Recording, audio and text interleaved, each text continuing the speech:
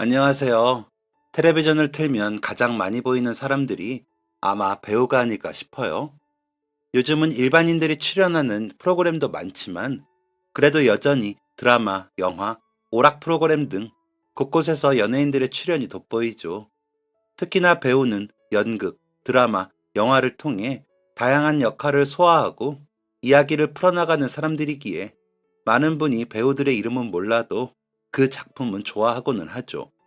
때로는 우리에게 웃음을 주기도 하고 눈물을 흘리기도 하며 역사의 한순간을 생생하게 살려내기도 하고 우리를 따뜻하게 위로하기도 해요. 그리고 모든 것을 잊고 싶을 때 정신없이 웃음을 주기도 하고요. 많은 표현을 할 수 있는 만큼 정말 다양한 매력을 가지고 있는 것 같아요. 그래서 저도 배우라는 직업에 더 애착이 가고요. 저는 어릴 때부터 배우를 꿈꿨었어요. 내가 아닌 다른 사람이 될 수 있고 여러 감정을 다양하게 표현할 수 있어서 매력적이었거든요. 아버지께서 병원에 입원해서 몇 년 동안 투병 생활을 하면서 저희 집안은 많이 힘들어졌어요.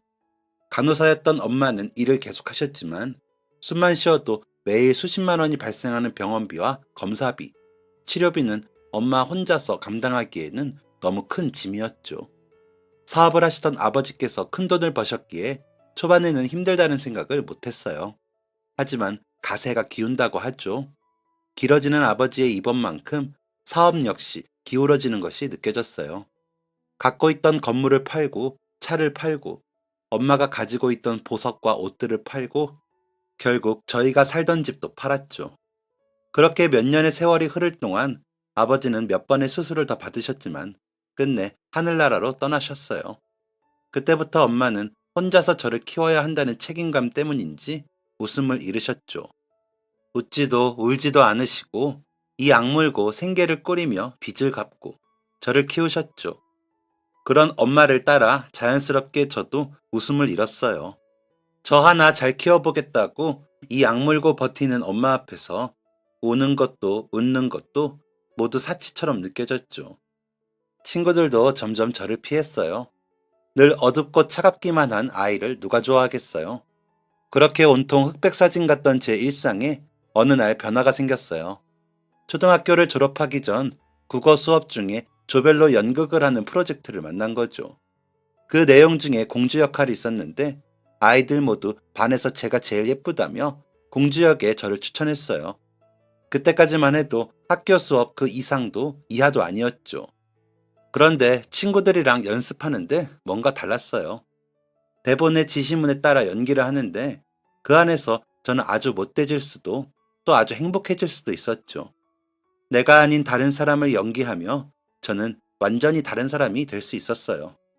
아버지가 돌아가시고 집이 망해 엄마와 힘들게 사는 여자아이가 아니라 동화 속 화려한 옷을 입고 마음대로 사람들을 휘두르는 공주님이 된 거죠.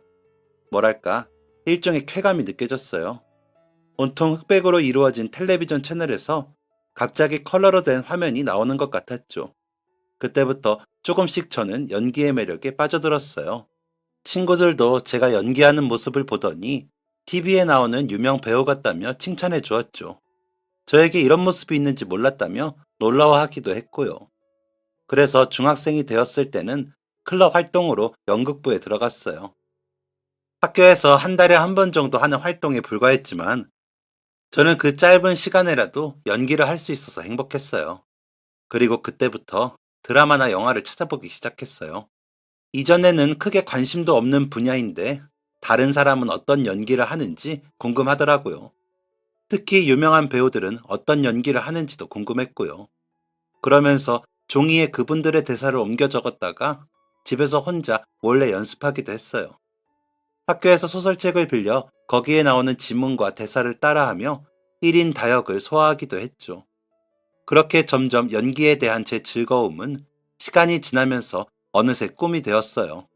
단순히 연기를 할 때 즐겁고 행복하다는 생각을 넘어서서 이제는 좋은 연기를 배워서 더 잘하고 싶다는 생각을 했죠. 그러면서 내가 하는 연기를 누군가에게 보여주고 싶다는 생각도 하게 됐어요. 하지만 차마 이런 꿈을 엄마에게 이야기할 순 없었어요. 제가 열심히 공부해서 훌륭한 사람이 되기만을 바라고 계실 텐데 차마 배우가 되겠다고 할 순 없었죠. 그래서 이 꿈은 저 혼자 몰래 키워갔어요. 엄마에게 받은 용돈은 모아서 영화를 보러 다녔고, 언젠가는 나도 저렇게 큰 스크린 속에서 모습을 드러내는 배우가 될 수 있을까를 꿈꿨어요. 그리고 중학교를 졸업할 때쯤에는 공개 오디션을 보러 다녔어요. 물론 결과는 처참했죠. 연기를 제대로 배워본 적도 없고 오디션에 무엇을 준비해야 하는지도 잘 모르는 애가 무작정 오디션만 응시했으니 그래도 포기하지 않았어요. 시간이 나면 오디션을 보러 갔고 인터넷에 올라온 대본집이나 도서관에서 책을 빌려서 꾸준히 연습을 계속했어요. 그리고 고등학생이 되어서는 드디어 동네 패스트푸드점에서 일할 수 있는 나이가 됐어요. 엄마의 사인을 몰래 위조해서 부모님 동의를 받았다며 아르바이트를 시작했죠. 그리고 그렇게 번 돈으로 마침내 연기학원에 갈 수 있었어요. 학원비를 매달 감당하기에는 무리였지만 몇 달에 한 번씩이라도 학원에서 연기 수업을 받을 수 있었죠. 그리고 틈틈이 수업을 들으며 점점 자신감을 회복한 저는 다시 한번 오디션을 보러 다녔어요. 엔터테인먼트 오디션에서는 아역으로 활동하기에는 나이가 많고 성인 배우가 되기에는 또 어려서 매우 어정쩡한 위치라 결과는 늘 아쉬웠어요. 인터넷으로 배우를 꿈꾸는 사람들이 모이는 카페에 가입해서 정보를 얻기 시작했는데요. 거기에는 가끔 청소년 역할이 필요한 연극이나 영화에서 배우를 뽑는다는 정보가 올라왔었죠. 근데 그나마도 자주 올라오는 것이 아니라 경쟁이 매우 치열했어요. 특히 영화 촬영의 경우 만약 합격하면 지방에서도 일정을 소화할 수 있어야 하는 것도 많아서 엄마한테는 비밀로 하고 오디션을 보러 다니는 저에게는 기회가 더욱더 한정적이었죠. 또 몇몇 역할은 제 얼굴이 너무 예쁘기 때문에 단역으로 쓰기에는 눈에 띄어서 안 된다고 하기도 했어요. 그러던 중 다니던 연기학원의 선생님께서 한 오디션을 알려주셨어요. 이번에 아이돌 스타로 등장하는 청소년이 필요한데 마르고 예쁘장한 배우를 찾고 있기 때문에 제가 그 역에 딱 알맞을 것 같다고 하셨죠. 특히 이번에는 공개 오디션이 아니라 연기학원 등에만 연락해서 진행되는 오디션이기 때문에 가능성도 더 높다고 하셨고요. 그래서 저는 몇 주 후 있을 오디션을 정말 열심히 준비했어요. 역할에 필요할지 모르니 가요 무대를 보면서 춤과 노래를 따라하며 연습하기도 했고요. 이번 오디션을 준비하는 몇 주 동안은 정말 이렇게 열심히 한 적이 있나 싶을 만큼 노력했어요. 큰 마음 먹고 명동과 동대문을 돌며 새로운 옷까지 사 입었죠. 그리고 드디어 대망의 오디션 날이 되었어요. 최근 몇 주 동안 정말 치열하게 준비했기에 이번 역할은 반드시 내가 딸 수 있다고 생각했어요. 그리고 대기실에 갔더니 선생님 말씀대로 아름아름 관계자들 사이에서만 진행되는 오디션이라 그런지 응시자도 많지 않더라고요. 이번이라면 정말 승산이 있겠다 싶었어요. 그리고 드디어 오디션장으로 들어갔어요. 이름과 자기소개를 하고 준비된 즉흥 연기를 펼쳤어요. 또 앞에서 나눠주었던 대본을 연기하기도 했고 역할에 맞춰 노래와 춤도 준비했다고 보여드렸죠. 반응도 좋고 분위기도 좋았어요. 그리고 당당하게 1차에 합격했어요. 1차 합격자들 10명을 추려 2차 오디션을 본다고 하더군요. 그룹이라는 컨셉이라 3명을 뽑을 예정이었고 저는 당연히 3명 중 1명이 될 거라고 생각했어요. 게다가 저를 지도해 주셨던 선생님도 이번에 오디션 너무 잘 본 것 같다고 하셨거든요. 제작사에 있는 아는 지인분께서 제가 연기도 너무 잘하고 이미지도 무척 좋아서 역할에 딱 어울리는 것 같다고 하셨대요. 그 이야기를 듣는 순간 아, 마침내 나에게도 드디어 기회가 오는구나 하는 생각이 들었어요. 그리고 이번 오디션에 합격한다면 엄마에게 당당하게 이야기해야겠다 싶었어요. 그동안은 계속되는 오디션 실패로 이렇다 할 결과물도 없었고 허황한 꿈을 쫓고 있는 것처럼 보였기에 당당히 이야기할 수가 없었거든요. 하지만 마침내 이 오디션에 합격한다면 드디어 저에게도 엄마를 설득할 수 있는 근거가 생기는 거예요. 일주일 후 드디어 2차 오디션 날이 되었어요.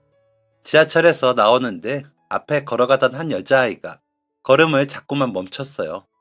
그러다 아주 느리게 걷더니 길가에 있던 나무를 잡고 숨을 고르고 있었죠. 힘들어하는 그의 모습을 보고 차마 지나칠 수가 없었던 저는 가까이 다가가 물었어요. 저기 괜찮으세요?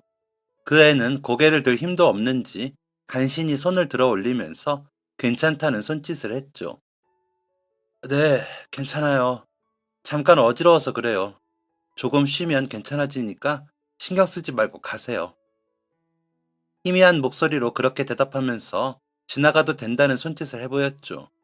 도움이 필요하지 않다는 사람을 억지로 돕겠다고 나설 수도 없고, 저도 오디션에 늦고 싶지 않아서 그럼 알겠다는 이야기와 함께 고갯짓으로 인사를 하고 그 자리를 뜨려고 할 때였어요. 풀썩. 무언가가 무겁게 떨어지는 소리가 뒤쪽에서 들렸어요. 깜짝 놀라 뒤돌아보았더니 아까의 그 여자아이가 길에 쓰러져 있었죠. 저는 다른 것을 생각하기도 전에 얼른 그 애에게 뛰어갔어요. 오디션이고 뭐고 그때는 아무것도 머릿속에 생각나지 않았어요. 달려가서 그 애의 상태를 살폈어요. 우선 넘어지면서 이마를 부딪힌 건지 살짝 찢어져 피가 나고 있었어요. 무릎과 손바닥도 쓸렸는지 피가 나고 있었죠. 저는 빠르게 가방 안에서 엄마가 늘 챙기라며 주셨던 응급 키트를 꺼냈어요. 그러면서 다시 그 애의 상태를 살폈죠. 온몸이 차갑더라고요. 안색도 창백하고 입술도 하얗게 질려 있었어요.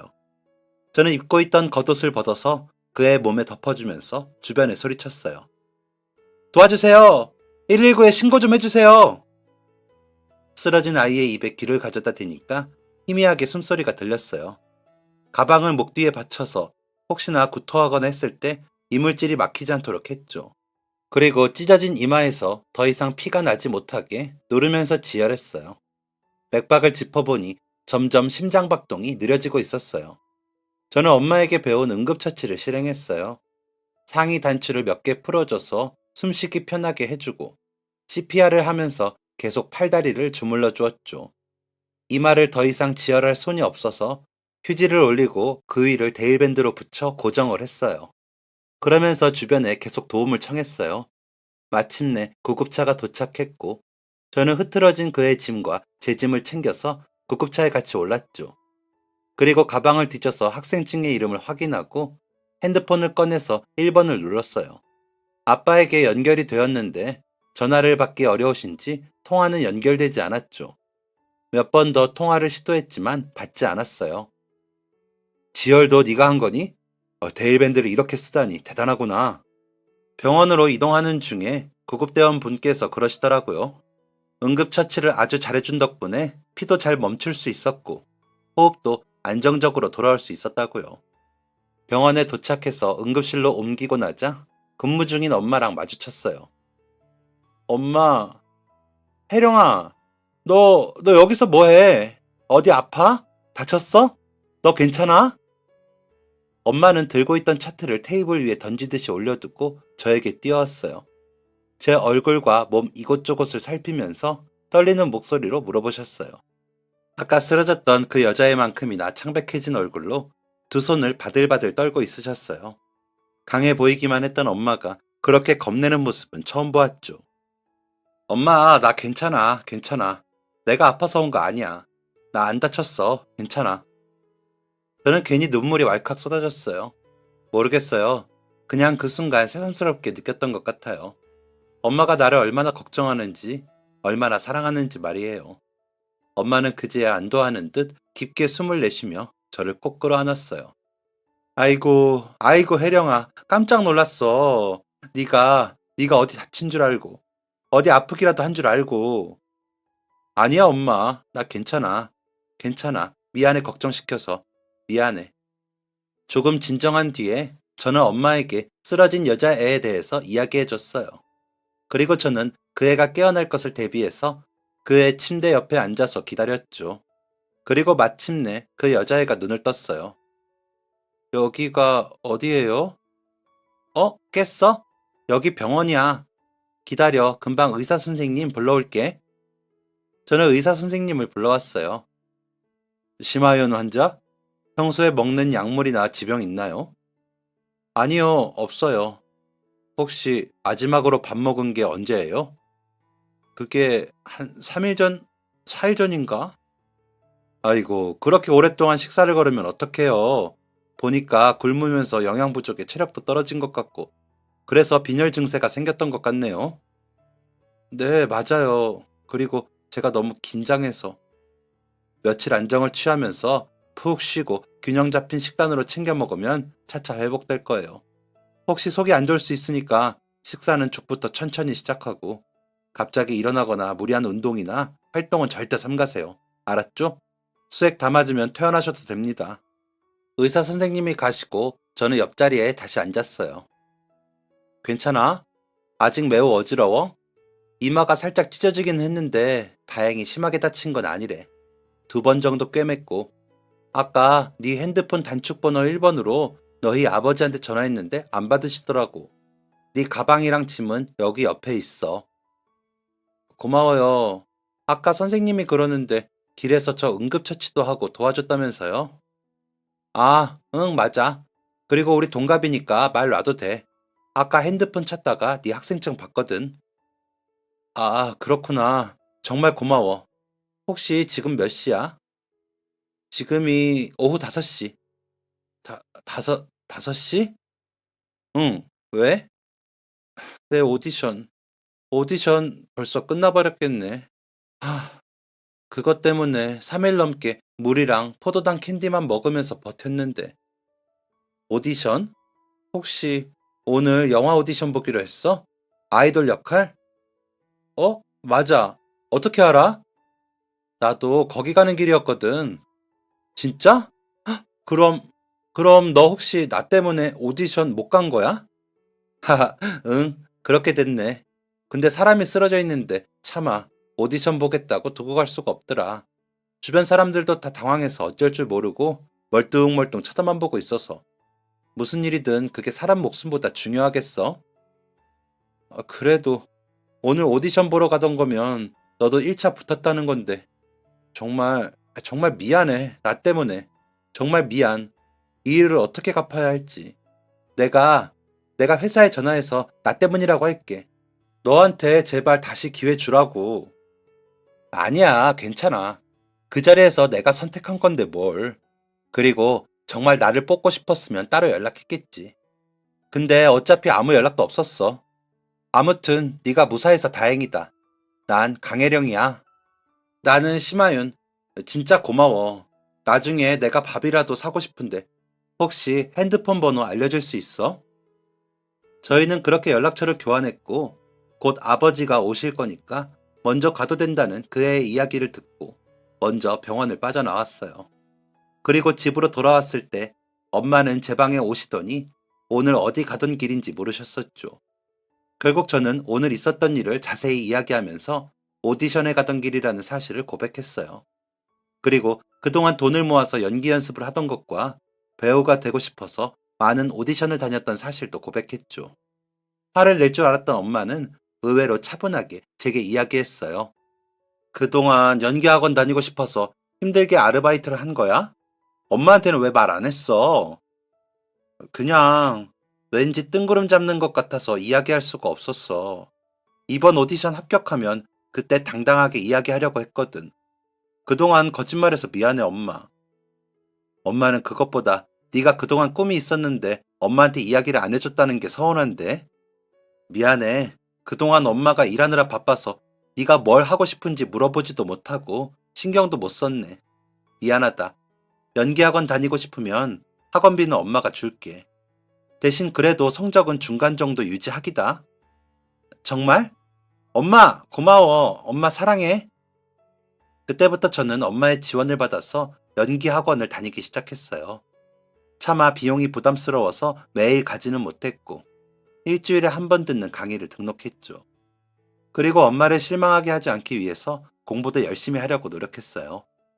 일주일 정도 지났을 무렵 병원에서 연락을 주고받았던 하윤이로부터 만나자는 연락이 왔죠. 마침 사는 곳도 멀지 않았던 저희는 만나서 밥을 먹기로 했어요. 그 일이 정말 고맙다며 하윤이는 꼭 밥을 사고 싶다고 했죠. 우리 아빠가 네 이야기 듣더니 무조건 밥 사줘야 한다면서 용돈도 주셨어.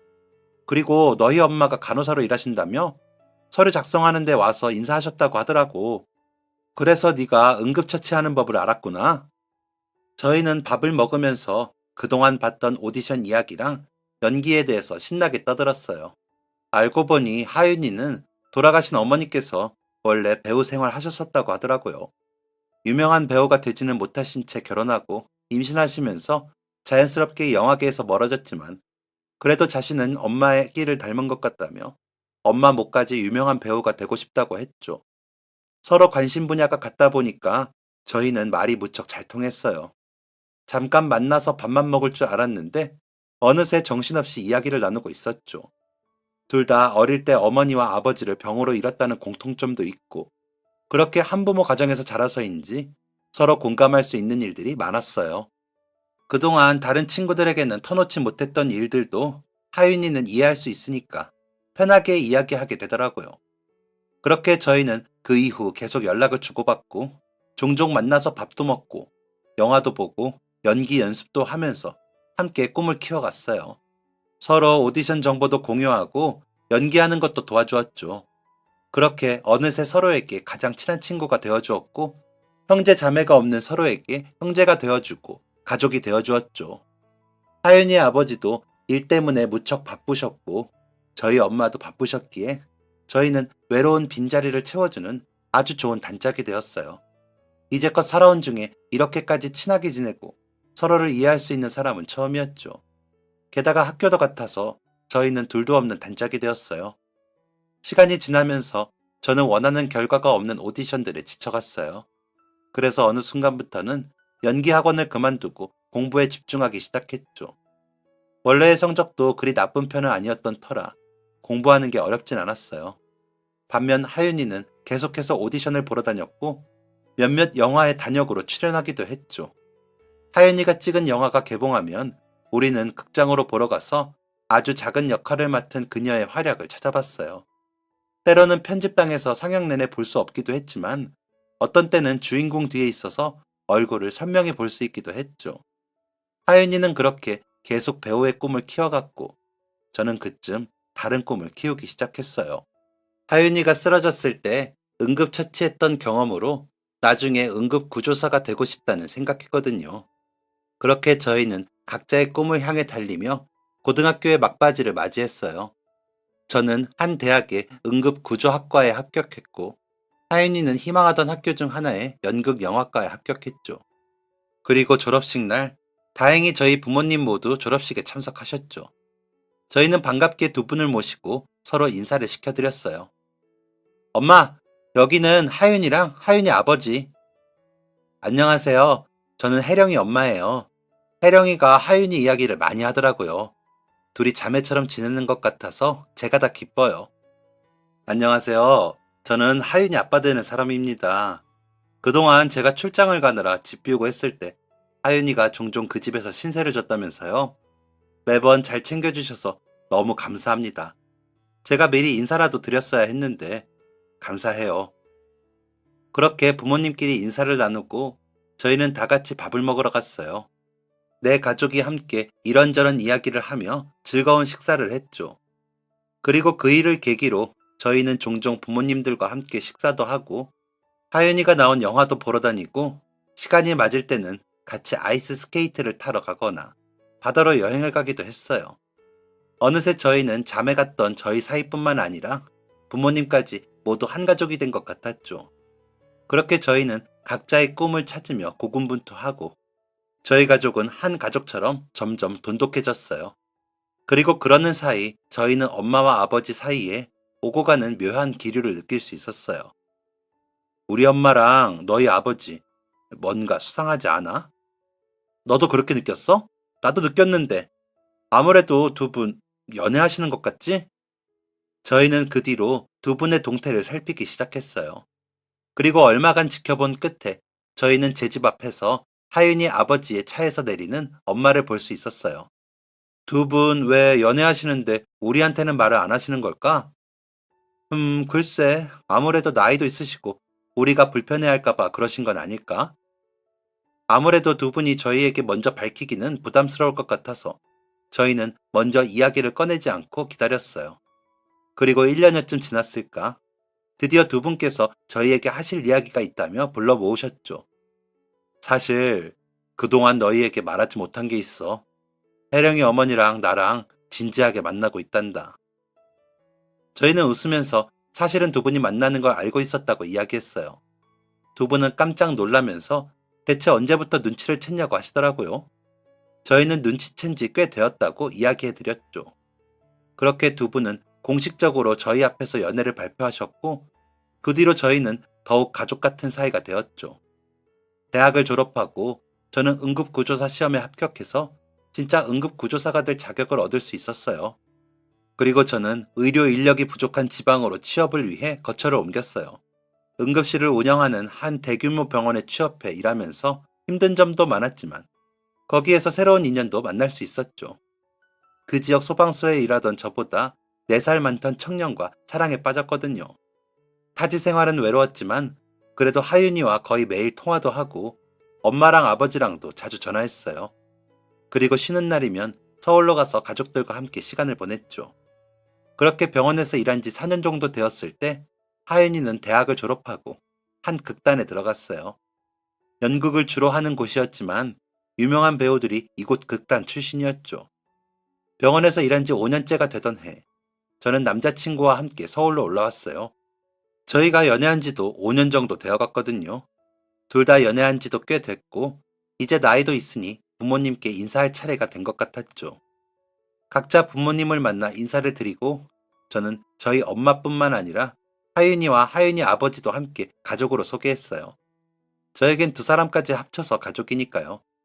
그렇게 결혼을 준비하겠다는 이야기와 함께 오랜만에 단란한 가족 식사를 마치고 저는 본가로 돌아갔어요.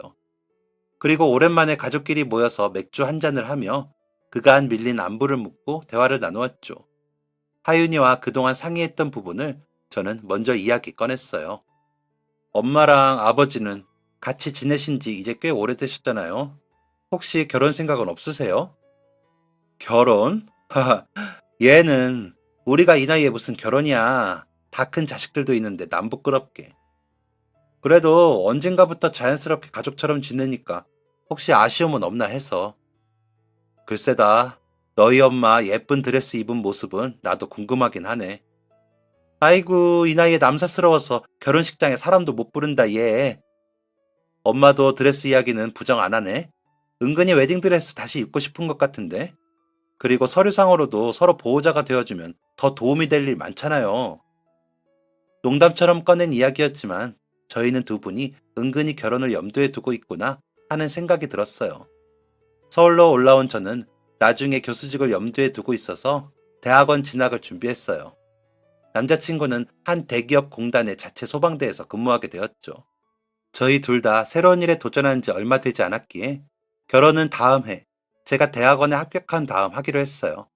그리고 하윤이는 자신이 속한 극단에서 만든 한 연극에 조연으로 6개월간 장기 출연을 하게 되었어요. 저희는 첫 공연과 마지막 공연을 온 가족이 함께 관람했어요. 큼직한 꽃다발을 들고 무대 위에서 반짝이고 빛나는 그녀의 모습을 바라보았죠. 아주 오래전 제가 꿈꾸던 모습을 지금의 하윤이는 멋지게 해내고 있었어요. 작은 연극에서 주인공은 아니라고 해도 제 눈에는 그 어떤 주인공보다 멋진 모습이었죠. 그리고 이듬해 저는 준비하던 대학원 시험에 합격했고 저희는 본격적으로 결혼 준비하기 시작했어요.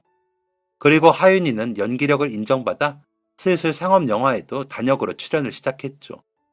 결혼 준비는 생각보다 할 게 많았어요. 어떤 때는 차라리 대학원 준비할 때가 더 쉬웠다는 생각이 들 정도였죠. 그리고 저의 결혼식을 준비하면서 하윤이와 저는 한 가지 프로젝트를 계획했어요. 저희는 제가 결혼하기 전에 가족 사진을 찍자고 부모님을 설득했어요. 그리고 스튜디오에 도착한 두 분은 리마인드 웨딩의 컨셉에 따라서 웨딩 드레스와 턱시도를 입고 나오셨어요. 그리고 저희는 그 앞에서 꽃다발과 서류들을 준비해서 기다렸죠. 어머, 웬 꽃이니 얘들아? 이게 다 뭐야? 오늘 사진 찍으려고 모인 거 아니었어? 엄마, 아버지, 사실 저희가 깜짝 준비한 선물은 사진이 아니라 이거였어요. 저희는 부모님께 구청에서 받아온 혼인신고서를 내밀었어요. 이게 다 뭐야? 엄마, 아빠, 사실 그동안 두 분이 결혼하고 싶으셨는데도 주변 눈치를 보느라 못하셨던 거 알아요. 이제 두 분이 만나신 지도 10년이 다 돼가는데 저도 결혼하고 언젠가 하윤이도 결혼하는 날을 대비해서라도 두 분이 가족이 되어야 할 것 같아요. 저희는 두 분이 진짜 가족이 되신다면 진심으로 기쁠 거예요. 그리고 아버지, 제 결혼식에 혼주석에 앉아주신다면 너무 감사할 거예요. 혜령아, 하윤이까지 너희가 이런 걸 다 준비하다니. 엄마, 아빠, 그동안 연애할 때부터 저희 눈치 보랴, 사람들 눈치 보랴, 힘들게 지내셨던 거 알아요.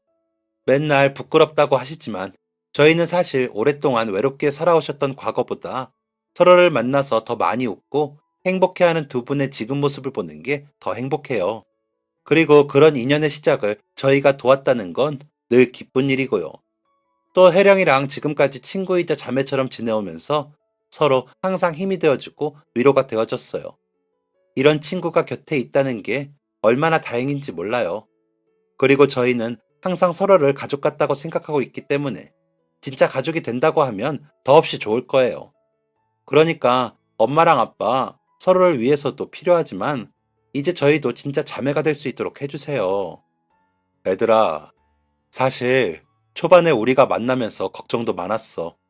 괜히 친자매처럼 지내는 너희에게 우리가 만난다는 사실이 알려지면 괜히 어색한 사이가 될까봐. 그것도 너무 걱정됐지. 사실 우리가 만난다고 밝혔을 때도 너희가 잘 받아들여주고 응원해줘서 얼마나 고마웠는지 몰라. 그런데 이런 이벤트까지 준비해주고 우리에게 가족이 되어도 좋다고 용기까지 주니 얼마나 고마운지 모른다. 어떻게 이 마음을 다 표현해야 할지 모르겠구나. 고마워. 정말 고맙다. 정말 고마워, 우리 딸들. 아버지의 우리 딸들이라는 표현에 가슴이 뭉클해졌어요. 저도 모르게 눈물이 글썽거렸죠. 하지만 이벤트는 아직 끝나지 않았어요. 선물은 하나 더 있어요. 저희는 두 분을 위해 준비한 반지 한 세트를 꺼냈어요. 갑작스러운 이벤트라 두 분이 준비하지 못했을 결혼 반지였죠. 엄청나게 비싸고 좋은 것은 아니었지만 그래도 두 분이 이제 부부라는 사실을 어디에서든 알려줄 수 있는 증표였어요. 아무리 가족끼리 하는 결혼식이라고 해도 갖출 건 갖춰야죠. 디자인이 두 분 마음에 드실지 모르겠지만 마음에 드셨으면 좋겠네요. 저랑 하윤이가 귀금속 상가를 몇 바퀴나 돌고 또 돌면서 겨우겨우 고른 거예요. 두 분 반지 사이즈를 몰래 알아내는 건 더 힘들었고요. 엄마가 우실 줄은 알았지만 아버지가 우실 거라고는 생각을 못했어요. 자주 보지 못했던 아버지의 눈물에 저희 가족 모두 당황스러웠지만 아버지가 감동하시는 모습을 보니 깜짝 이벤트를 준비하기를 잘했다고 생각했어요. 그렇게 두 분에게 반지를 건네드리고 반지를 주고받는 모습부터 저희 가족이 함께 환하게 웃는 모습까지 알차게 사진도 남겼어요.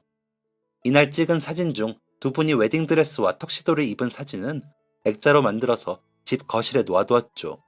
뭔가 드레스와 턱시도를 입은 두 분을 보고 있으니 이제 진짜 두 분이 부부가 되었구나. 우리가 한 가족이 되었구나. 새삼 실감할 수 있었어요. 그리고 드레스와 턱시도를 입은 엄마와 아버지는 여전히 저희 눈에는 몇십 년 전 그때처럼 예쁘고 멋진 모습이었죠. 이 나이에 무슨 드레스냐며 부끄러워하는 우리 엄마는 제 눈에만은 세상에서 가장 예쁘고 사랑스러운 신부의 모습이었어요. 그렇게 며칠 후 두 분은 저희가 드린 서류 양식을 작성하여 제출하면서 법적으로도 진짜 부부가 되었죠. 마침내 보호자분 오셨나요? 라는 질문에 당당하게 대답할 수 있는 사이가 되신 거예요. 그렇게 조촐한 저희만의 결혼식이 끝나고 다음은 제 결혼식이었어요. 청첩장에는 엄마와 아버지 두 분의 이름을 모두 적었죠. 그 청첩장을 보면서 아버지께서는 몇 번이나 감동하더라고요. 내가 혜령이 아버지라고 사람들한테 당당하게 이야기할 수 있게 되다니 고맙다. 고마워, 혜령아. 그리고 당연히 결혼식 날에는 아버지와 함께 손을 잡고 신부 입장을 했어요. 입장하기 전 식장 문 앞에서부터 얼마나 긴장을 하셨는지 제가 잡고 있는 손이 파르르 떨리는 게 느껴질 정도였죠. 아버지, 긴장 좀 푸세요. 저까지 떨리잖아요. 미안하다. 아니, 근데 이거 참 나도 딸내미 신부 입장은 처음이라. 뭐든 처음이 있는 법이죠. 제 결혼식에서 연습하셨으니까 다음에 하윤이 신부 입장할 때는 훨씬 잘하실 거예요. 허허, 그러려나? 그럼요. 심호흡하세요, 편하게. 이러다 또 땀 흘리시겠어요. 그렇게 저는 신부인 저보다 더 잔뜩 긴장한 아버지의 손을 잡고 버진로드를 걸어갔어요. 옆에서 하도 떨면서 걸어가셔서 어떻게 입장했는지 기억이 하나도 안 날 정도로 정신이 없었죠.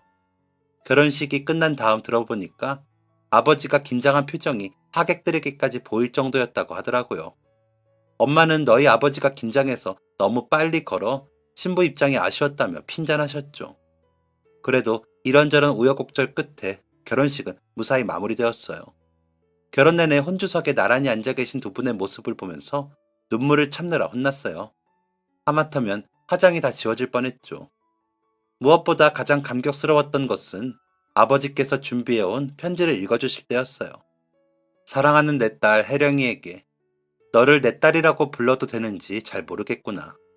내 마음속으로는 너를 알게 된 후부터 항상 내 딸이라고 생각했지만 나는 늘 네가 그 호칭을 불편해하지는 않을까 가슴 졸였단다. 내 생각과 네 생각은 다를 수 있으니까 말이다. 나는 아직도 네가 나를 아버지라고 처음 부르던 날이 기억나. 대학을 다니던 중 어느 겨울날 밖이 너무 춥고 시간이 늦어 데리러 와주면 안 되냐고 내게 전화로 부탁했었지. 나는 흔쾌히 가겠다고 했다. 사실 나는 그날 네가 나에게 전화를 걸어 부탁했던 것부터 너무 좋았단다. 왜냐면 아무래도 내가 어려운 탓인지 너는 좀처럼 내게 무엇인가를 부탁하는 법도 무엇인가를 사달라고 한 적도 없으니까 말이다. 특히 네가 갖고 싶은 게 있을 때 너희 엄마에게만 몰래 이야기할 때면 아닌 척 하였지만 속으로는 매우 섭섭했단다. 그래서 그날 네가 내게 데려와 달라고 전화하였을 때 나는 사실 무척이나 기쁘고 들떠 있었단다. 그리고 차로 너희 학교 앞에 데리러 가자 정문에는 네가 나와 있었어. 그리고 그날 그때 내 차를 보더니 네가 환하게 웃으며 말하더구나. 아버지, 여기에요. 나는 지금도 그때 그 장면을 몇 번이나 되새기고는 한다. 처음으로 네가 나에게 아버지라고 부르던 그날, 그때를 말이다. 어쩌면 너는 그동안 나를 어떻게 부르는지 크게 의식하지 않았을지도 모르지만 나는 사실 오랫동안 네가 나를 부를 때면 어떻게 불러야 할지 몇 번이나 망설이는 모습을 종종 봤었다. 주로 내 어깨를 두드리거나 아니면 네 엄마에게 대신 이야기를 하고는 했지. 그렇게 처음으로 아버지라고 불렀던 날이 아직도 생생한데 너는 이제 너만의 가족을 꾸리는 긴 여행을 시작하는구나. 그리고 결혼 전에 나에게 혼조석에 앉아달라는 부탁을 하였을 때 인쇄된 청첩장에 아버지란에 내 이름이 적혀있을 때 얼마나 기뻤는지 너는 잘 모를 거야. 나는 그 청첩장을 몇 번이고 보고 또 보며 네 아버지가 된 것을 실감했다. 사랑하는 내 딸아, 이제는 당당하게 부를 수 있겠지. 엄마랑 나는 언제나 너를 사랑한다. 그리고 언제든 네가 가장 행복하기를 바란단다. 사랑한다. 저는 결혼식 이후에도 종종 아버지가 편지를 읽으시는 모습을 돌려보고는 했어요. 언제 들어도 너무 감동적인 말이었죠. 나도 언젠가 부모가 되어서 내 아이가 결혼할 때 저렇게 멋진 이야기를 해줄 수 있을까 하는 생각도 해요. 결혼식 이후도 저희 가족은 크게 달라진 점은 없어요. 저는 부모님이 사는 동네에서 멀지 않은 곳에 신혼집을 얻었고 여전히 가족들과 함께 외식도 하고 여행도 하러 가요. 제 사랑하는 자매는 여전히 연극 무대에 서고 영화배우가 되기 위해서 작은 역할도 마다하지 않고 스크린에 오르는 작품이라면 최선을 다해 출연하고 있어요. 여전히 꿈을 향해 달리는 모습이 저는 늘 멋지다고 생각해요. 그리고 언젠가 꼭 극장에서 주인공으로 출연하는 그 아이의 모습을 보게 될 거라는 것도 믿어 의심치 않죠. 작은 사건으로 우연히 만나게 된 저희 두 사람으로 시작된 이 인연은 어느새 4인 가족으로 마무리가 되었어요. 그리고 그때 우리를 우연히 만나게 했던 사건은 지금 우리가 각자 다른 꿈을 꿀 수 있는 계기가 되어주기도 했죠. 원래 같은 꿈으로 출발해 지금은 서로 다른 길을 향해 가지만 그래도 언제나 서로의 가장 친한 친구가 되어주고 좋은 형제가 되어준다는 사실에 있어서는 그때도 지금도 변함이 없어요. 지금은 작은 역할을 맡고 있지만 사랑하는 제 자매가 언젠가 주인공이 되는 영화가 개봉해서 온 가족이 다 함께 보러 가는 그날까지 내가 언제나 응원할게. 사랑하는 내 친구이자 자매야. 앞으로도 우리 오래도록 행복하고 늘 서로를 의지하면서 지내자. 우리 가족 모두 언제나 화이팅! 지금까지 사연 들어주셔서 감사합니다. 사연이 재밌으셨다면 구독과 좋아요를 눌러주세요. 감사합니다. 안녕히 계세요.